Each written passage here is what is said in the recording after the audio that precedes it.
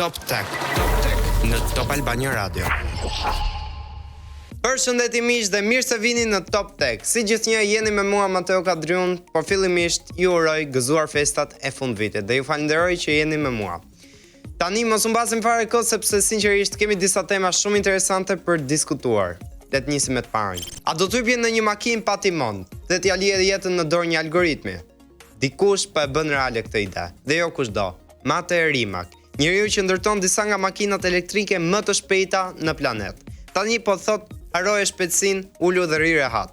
Kompania quhet Vern dhe nuk sillet si një makinë normale, sillet si një hapësirë jetese që lëviz. 2 vende, një ekran gjigant, audio të mirë, ambient light sipas humorit dhe mbaje mend këtë aromë që e zgjedh para se të hipesh. Po, makina të pyet si e do ambientin sot. Nëse Uber të çonte nga pika A në pikën B, Vern është më shumë si relaksohu dhe merre me qetësi. Nuk ka timon, nuk ka pedale, ka vetëm besim dhe pak ankth, normalisht. Ideja pas Vern është shumë njerëzore. Jemi të lodhur nga drejtimi i makinës. Trafik, stres, nerva, kohë humbur. Makina nuk është më liri, është bar. Robot taksi vjen si zgjidhje. Nuk e zotron makinën. Ti thjesht e thret atë. Si ashensor por horizontalisht. Dhe tani pjesa më interesante. Papritur një Tesla robot taksi është shfaqur tek Apple Park, jo për shëtitje, jo për PR të zakonshëm, por si për të thënë këtë lojë po e luajmë seriozisht. Apple është tempulli i kontrollit, i dizajnit perfekt dhe i everything just works. Dhe aty parkohet një makinë që thot, mos prek asgjë, ulu dhe besa. Mesazhi është i qartë, po kalojmë nga makina si pronë te makina si shërbim. Nga e imja tek më vjen kur më duhet. Dhe fakti që këto ide po shfaqen tek Apple Park nuk është rastësi, është deklarat. E ardhmja nuk po pyet më nëse je gati, po thot qet, ulu, nisemi. Top Tech në Top Albania Radio. A ke menduar ndonjëherë pse udhëtimet me avion janë kaq të ngadaltë edhe pse jetojmë në epokën e inteligjencës artificiale dhe raketave? Problemi është i vjetër dhe shumë njerëzor.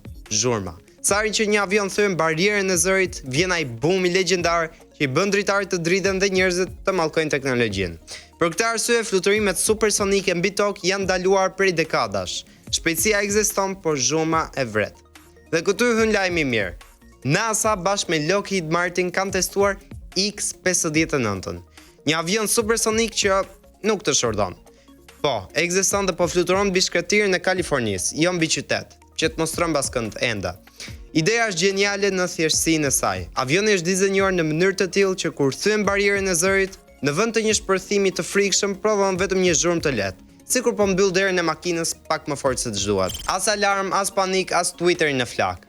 Fluturimi i parë ishte i qetë, relativisht i ngadalë dhe simbolik, por qëllimi final është serioz. Mach 1.4, gati 2 fishë i shpejtësisë të avionëve komercial sot, dhe në lartësi shumë më të madhe, me pak fjalë më shpejt, më qetë, më civilizuar. Pse ka rëndësi kjo për ne? Sepse nëse kjo teknologji funksionon, udhëtimet transatlantike mund të shkurtohen drastikisht. New York në Londër pa jet lag. Concorde ishte një avion i atill, por dështoi sepse ishte shumë i shtrenjtë, i zhurmshëm dhe jo shumë praktik. X-59 po përpiqet të rregullojë pikërisht këto gabime.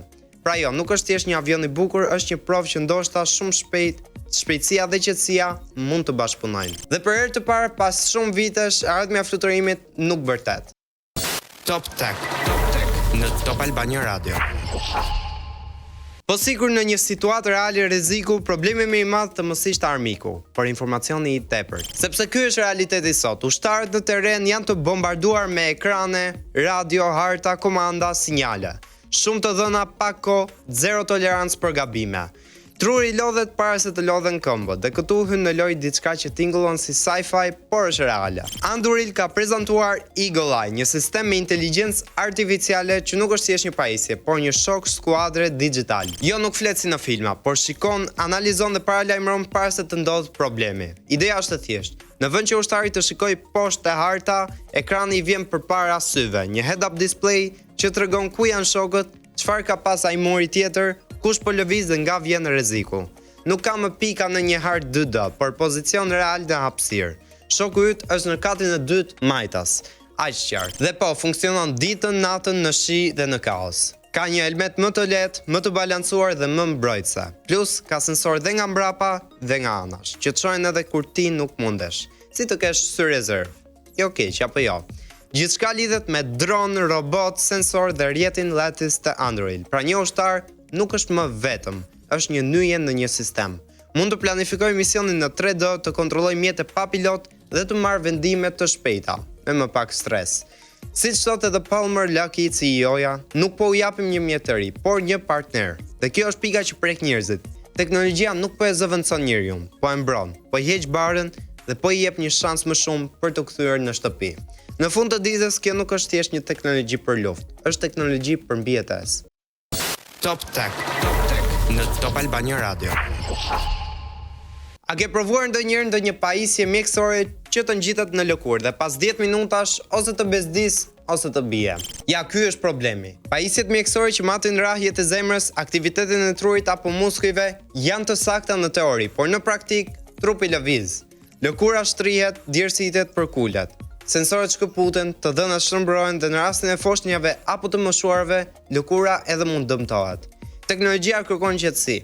Trupi nuk e njeh qetësinë. Dhe këtu hyn diçka që tingëllon e vogël, por është game changer. Murata Manufacturing ka zhvilluar qarqe elektronike që shtriqen. Po, qarqe që përkulen, zgjaten dhe vazhdojnë të punojnë sikur asgjë mos ketë ndodhur. Si një bluzë elastike, por për elektronik. Ideja shumë njerëzore. Pajisja duhet të ndjek trupin, jo trupi pajisjen. Këto qarqe janë super të holla, shumë të buta dhe ngjiten lehtë në lëkurë. Nuk të bezdisin, nuk të tërheqin dhe nuk shkëputen as kur lëviz. Dhe më rëndësishmja, mbledhen të dhëna të sakta edhe kur je në lëvizje. Murata ka vendosur dhe trurin e vogël elektronik shumë pranë elektrodës, që sinjali të mos prishet nga zhurmat apo përkuljet. Plus materialet janë të sigurta për trupin dhe funksionojnë edhe në lagështi të lartë. Pra, pa surpriza të pakëndshme. Kjo hap derën për sensor të rinj mjekësor. Peçe patela, matje zemre, truri, muskujsh, temperature, lëvizje, të gjitha në një fletë të butë që mezi e ndjet. Në fund, kjo teknologji nuk ka të bëjë me qarqe, ka të bëjë me rehatin, sigurinë dhe besimin, sepse teknologjia më e mirë është ajo që haron se e ke vendosur. Top Tech në Top Albania Radio. A di kush po e pin ujin dhe energjinë e planetit më shpejt se çdo gjë tjetër? Serverat. Problemi është i thjeshtë por serioz. Inteligjenca artificiale po rritet me shpejtësi absurde dhe qendrat e DDN-ave në tokë po konsumojnë energji, ujë për ftohje dhe hapësirë sikur të mos ketë më të nesërme. Servera që nxehen, qytete që ankohen, lumenj që thanë dhe ne vazhdojmë të ndërtojmë këto fabrika digjitale mbi tokë. Dhe pastaj dikush ngre dorën dhe thotë, po sikur t'i çojmë në hapësirë. Këtu hyn StarCloud, një startup që po bën diçka që duket si shaka, por nuk është. Data center në orbit. Po, servera në hapësirë, pa ujë, pa ajër, pa kondicioner që punojnë 24/7. Në hapësirë ke 2 gjëra falas, diell pafund dhe ftohje perfekte. Nxehtësia thjesht përndahet në vakum, asnjë pikë ujë e humbur. Dhe sipas StarCloud, energjia del deri në 10 herë më lirë se sa në tokë, edhe duke llogaritur koston e nisjes me raket. Sateliti i parë StarCloud One është sa një frigorifer i vogël, por brenda ka një Nvidia H100. Po, një kartë grafike që zakonisht jeton në data center toksor, tani po shkon në orbit. Dhe do të jetë 100 herë më i fuqishëm se çdo kompjuter hapësinor para tij. Pse ka rëndësi kjo për ne? Sepse të dhënat e tokës, moti, zjarret, bujqësia, emergjencat mund të përpunohen direkt në hapësirë në kohë reale, nga urpritje në minuta reagimi. Në fund, kjo nuk është histori për raketa, është histori për një pyetje më të madhe. Nëse teknologjia po e mbi ngarkon tokën, pse të mos e çojmë një pjesë të saj më lart? Ndoshta ardhmja e internetit nuk është cloud, është në orbit. Ky ishte Top Tech për sot. Unë ju falenderoj shumë për vëmendjen dhe gëzuar festat e fundvitit. Mirupafshim nga unë Mateo Kadriu. Top Tech në Top Albania Radio.